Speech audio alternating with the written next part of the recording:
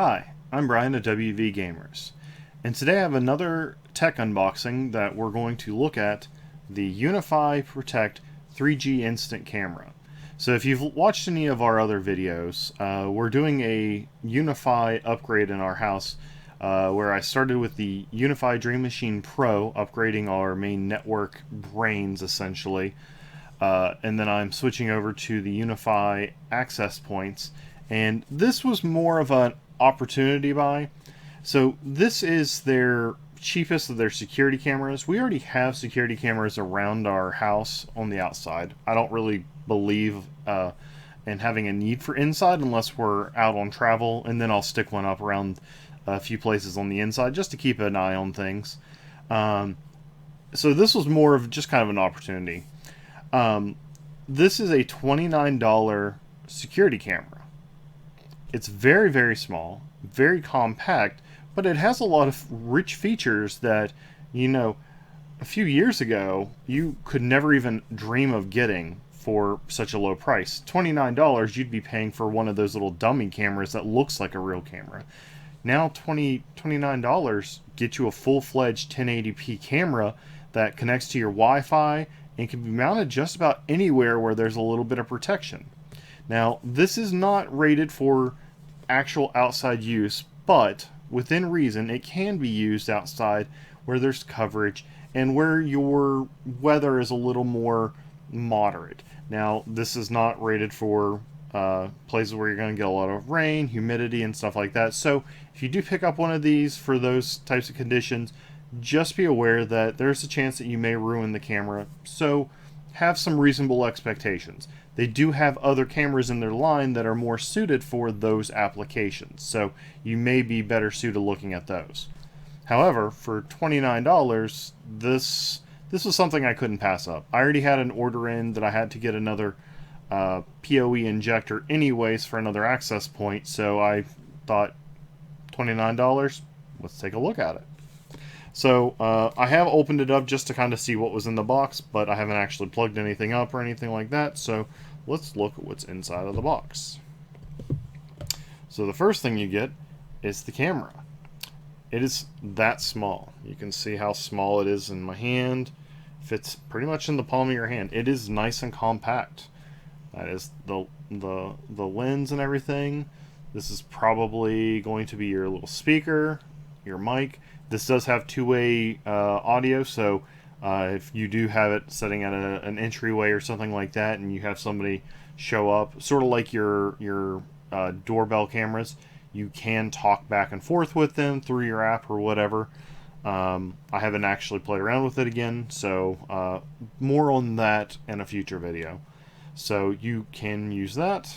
It does connect through Wi-Fi. It does not connect through a hard wire, so you won't be able to hardwire this. On the bottom, it has a USB-C connector, so I expect we'll have a USB-C power cable down here. It has your little reset button, so if you have to reset this, the factory defaults. I assume this, if we take this little thing off, if I can pull it off of there, that's going to be your little bolt for your mounting it to the brackets. Put that back in there. Otherwise, you can just kind of set it up on a bookshelf or a shelf or something like that if you just want to have it stealthily sitting somewhere. But yeah, nice and compact. Yeah, and the thing has the camera has a 133 degree field of view. So it's not the largest field of view, but I mean for $29, that's a very good field of view. The cameras that we have are D-Link, I forget even what they are. I think 5222Ls, I think is what they are. They're really, at the time, they're like 5 or 7 year old cameras. At the time, they were really nice cameras. They're still pretty nice. They are 1080 camera, 1080p, and they whatever that is, the PTZ, where they can move around. So they are nice cameras and whatnot, but they're just they're based on a website you have to go to and whatnot. So it's kind of not the most ideal. So I probably won't switch everything over to Unifi, but this was more of just I wanted to tinker around with it. So you have your setup instructions in here, just telling you how to set everything up and how to mount it. You have your USB-C cable to USB-A, so it looks like it's probably a 5 or 6 foot cable just based on the look of it. You have your little mounting screws, probably for your mounting plate. Your mounting plate, so you'd mount this, and then it probably has like a little arm in here. It looks like it has sticky pads if you wanted to use adhesives instead. This looks like this is the thing that would actually attach into the back of this, it looks like. Again, I'll mess around with this a little bit more later to get a better idea of how this exactly works. I'm not going to tinker with it right now too much. It looks like this little screw will probably screw in on the back and screw into the back of this, so that's probably how that works. And let's see, what else do we have in here? We have a little power, so you plug in your power into it. I'm sure you could utilize any acceptable power source as well. You probably don't have to use this. This is just the 5 volt 2 amp that they provide to you, but if you had something that was a different form factor that worked better for you, but it still provided the correct ratings, you could probably use that instead. And that's it. That's everything that's in here. So looking over the specs that I may not have mentioned, it can be used at night, so it does have the little infrared on it, so it can actually be used at night. Whenever I get this set up and I start playing around with it, I'll have some sample shots of it during the day and during the night, and maybe like during the dawn and dusk, showing off how well it looks. Let's see. It can use dual band, so it both probably 2.4 gigahertz and 5 gigahertz bands.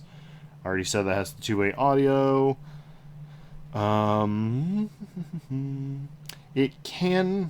You can use, so while it doesn't hook up through your network, I believe, based on what I see here, you can hook it up through an adapter to connect it through a network to get sort of the PoE, but it's still not gonna. You're still going to be connecting the data portion over the Wi-Fi, but you could power it over an Ethernet cable, but you'll have to have the necessary adapters and whatnot for that. But you'd have to look that up. I'm not aware of what all those are exactly, but that's pretty much it. I mean, $29.